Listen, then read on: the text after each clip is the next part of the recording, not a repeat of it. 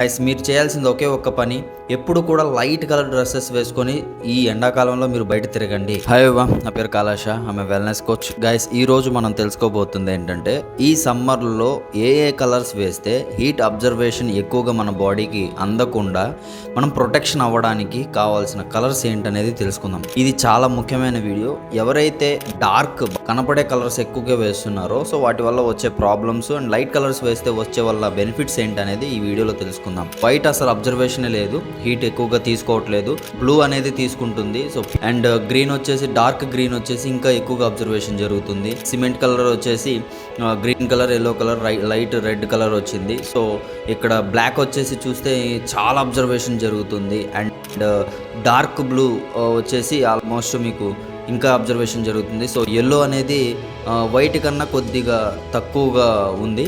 Light green ఉన్న colour వచ్చేసి observation అనేది, హీట్ అబ్జర్వేషన్ అనేది జరుగుతుంది. నేను ఇప్పుడు ఈ చెప్పిన విధానం ప్రకారంగా మీరు ఏ కలర్స్ అయితే ఎక్కువగా వేస్తున్నారో సో దాన్ని బట్టి హీట్ అబ్జర్వేషన్ అనేది ఎక్కువగా జరుగుతుంది. గైస్ మీరు చేయాల్సింది ఒకే ఒక్క పని.